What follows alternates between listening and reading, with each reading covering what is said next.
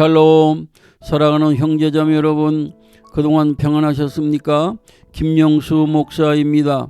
무더운 여름철에 건강관리 잘 하시기를 바랍니다. 하나님께서는 예수님의 핏값으로 교회를 세우시고 교회를 섬기는 성도들에게 성령님을 통한 은사를 주셨습니다. 은사란 원어는 카리스마이며 그 뜻은 은혜로 주시는 선물입니다. 성경에 나오는 은사는 로마서 12장 6절 이하에 기록된 섬기고 가르치는 은사와 고린도전서 12장 4절 이하에 나오는 9가지 은사가 있습니다. 오늘은 고린도전서 12장에 나오는 은사에 대하여 메시지 전하려고 합니다. 먼저 희망고 하겠습니다. 희망을 가지세요. 좋은 일이 있을 것입니다. 고린도전서 12장 8절 읽어보겠습니다. 어떤 사람에게는 성령으로 말미암아 지혜의 말씀을, 어떤 사람에게는 같은 성령을 따라 지식의 말씀을. 첫째, 지혜의 은사는 세상적인 지식이나 살면서 터득한 처세술이 아닙니다. 헬라인들은 인간의 이성과 철학적 지혜를 최고의 가치로 추구하였습니다. 그래서 그들은 십자가의 구원을 미련한 것으로 보았으나 하나님의 지혜는 십자가의 구원을 전도를 통하여 사람들을 구원하셨습니다. 이처럼 인간의 지혜로는 이해할 수 없는 하나님의 구원 역사와 진리를 성령의 조명으로 깊이 깨닫는 영적 통찰을 지혜의 은사라고 할 수 있습니다. 그뿐 아니라 교회나 성도 개인이 아주 어려운 문제가 있을 때 성령님의 감동으로 하나님 뜻을 명확히 깨달아 올바른 방향을 제시하며 교회와 성도를 바르게 세우는 신령한 분별력을 주는 은사라고 할 수 있습니다. 이 은사는 목회자들이 받아야 교회와 성도를 하나님 뜻대로 잘 인도하게 되므로 목회에 성공할 수 있습니다.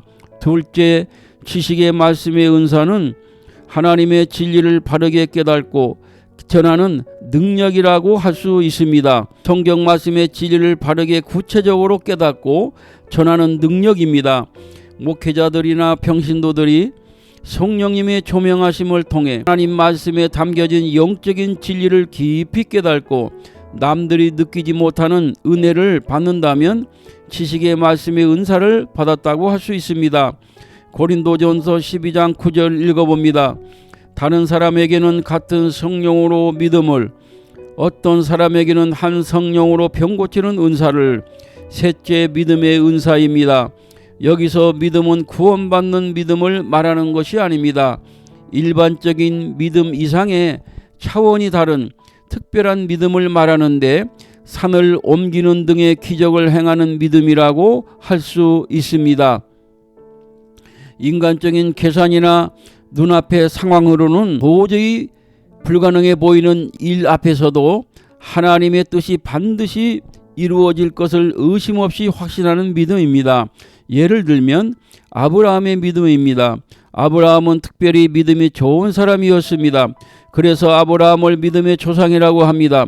그러나 아브라함도 인간적인 약점이 있었으니 창세기 17장에 보면 하나님께서 그에게 아들을 주시겠다고 말씀하셨는데 엎드려 웃으며 마음속으로 내가 100세가 되고 사라가 90세가 되는데 어떻게 자식을 낳을까 생각합니다.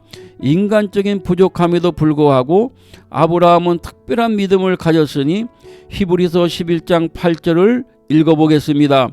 믿음으로 아브라함은 부르심을 받았을 때에 순종하여 장래의 유업으로 받을 땅에 나아갈새 갈 바를 알지 못하고 나아갔으며, 이런 것을 성령님에 의한 믿음의 은사라고 할 수 있습니다. 넷째, 병고침의 은사입니다. 병고침은 예수님으로부터 왔습니다. 마태복음 11장 5절 읽어봅니다. 맹인이 보며 못 걷는 사람이 걸으며 나병 환자가 깨끗함을 받으며 못 듣는 자가 들으며 죽은 자가 살아나며 가난한 자에게 복음이 전파된다 하라.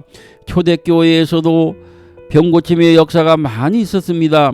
스데반 집사를 통하여 큰 기사와 표적이 나타났고, 심지어 바오 사도의 몸에서 손수건이나 앞치마를 가져다가 병든 사람에게 얹으면 병이 떠나가고 병마도 떠나갔습니다. 고린도전서 12장 9절에 나오는 병고침은 단순한 육신의 병고침만을 뜻하는 것이 아니라 영적, 정신적 치유도 포함되어 있습니다.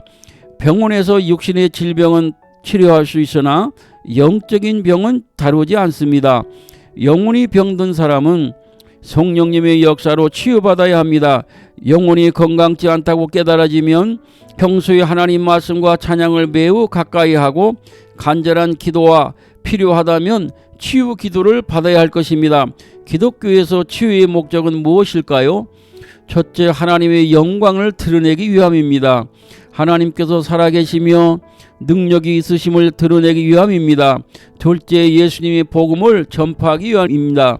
초대교회에서는 치유 역사가 복음 전파와 함께 많이 나타났습니다. 갈수록 질병이 많아지고 있는 이 시대에 교회가 전도의 열매를 맺기 위하여 교회마다 영육 치유 역사가 많이 있어야 할 것입니다. 셋째, 성도를 유익하게 하기 위함입니다. 모든 질병을 병원에서 고칠 수는 없습니다. WHO 세계보건기구에서는 약 17,000개 정도의 질병을 공식으로 인정한다고 합니다. 많은 사람들이 병명도 발견하지 못하고 고통당하기도 합니다. 성도는 발병했을 때 하나님께 간절히 기도해서 수술이나 약을 통하지 않고서도 성령님을 통하여 영육 치유받아 기쁨과 감사의 생활을 해야겠습니다. 그러나 약이나 의술을 통하여 병을 치료해도 죄는 아니니 지혜롭게 하여 자신에게 유익하도록 해야 할 것입니다. 다섯째, 능력 행함의 은사가 있습니다.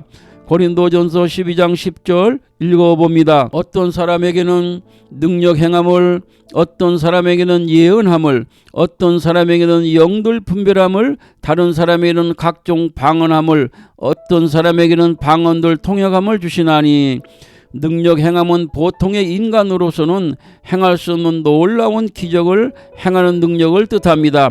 악한 영을 쫓아내고 하나님의 살아계심을 나타냅니다. 예수님은 표적이나 기적들을 자신의 메시아임을 증명하는 증거로 생각하셨고, 복음서에는 예수님의 기적 행함이 많이 나옵니다. 기독교에 있어서 능력이란 하나님만이 유일신이며 기독교만이 참 종교인 것을 증명해주는 표적입니다. 능력 행함의 예를 들어보면 모세의 이적입니다. 하나님께서는 이스라엘 백성을 애굽에서 불러내시려고 모세를 통하여 놀라운 이적들을 행하셨습니다. 신약 시대에는 사도들과 스데반 집사를 통하여 표적과 기사가 많이 행하여졌고, 심지어 사람들은 베드로의 그림자라도 덮일까 바랬다고 하였습니다. 바울 사도를 통해서도 많은 능력이 행해졌습니다. 루스드라에서 안진뱅이가 치유되었고, 드로아에서는 유두고라는 청년이 3층에서 떨어져 죽었으나 바울을 통하여 살아났고, 필리포에서는 귀신 들려 점치는 불쌍한 여종의 귀신을 예수님의 이름으로 쫓아내었습니다. 멜리데 섬에서는 독사에 물렸으나 해를 입지 않았습니다. 바울 사도는 위대한 능력을 행하였으나 결코 자신을 드러내지 않고 모든 능력의 구원이 예수님께 있음을 분명하게 하였습니다.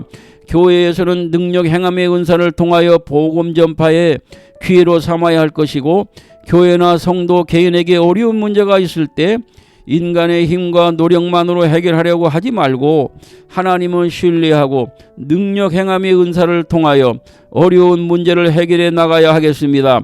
여섯째, 예언입니다. 예언이란 하나님의 말씀을 전하는 것과 앞으로 이루어질 일에 대한 하나님의 계시를 다른 사람에게 전달하는 은사라고 할 수 있습니다. 오늘날 목회자들이 하나님의 말씀을 깊이 깨달아 성도들의 상황에 맞게 올바르게 선포하는 것과 장차 되어질 하나님의 역사를 성령님에 의하여 말해주는 것입니다. 또한 사도행전 11장과 21장에 보면 아가보란 선지자가 2번 예언하는데, 첫째는 로마 제국 전역에 큰 기근이 올 것을 예언했고, 실제로 글라우디오 황제 때 그렇게 되었습니다. 두 번째는 가이사랴에서 빌립 집사 집에서 이 바울의 띠를 가져다가 자신의 손발을 묶으며 예언하기를 바울 사도가 이처럼 결박당할 것이라는 내용인데, 실제로 바울 사도는 예루살렘에 올라가 체포되었고 로마로 이송되었으며 초대교회 전승에 의하면 순교하였습니다. 아가보 선지자의 첫 번째 예언은 안디옥 교회에서 예루살렘 교회에 구제 헌금을 보내주는 일이 일어났고, 두 번째 예언은 바울의 순교 사명을 알리고 성도들에게 마음의 준비와 기도하는 유익을 가져왔습니다. 이처럼 하나님이 주신 예언은 단순히 미래를 알아맞추는 정도 이상의 교회와 성도들에게 유익을 줄 뿐 아니라 모든 범사는 하나님의 섭리 가운데 이루어짐을 알게 해줍니다. 저는 전문적인 예언가는 아닙니다만 이 방송을 들으시는 분들한테 두 가지 기도를 부탁합니다.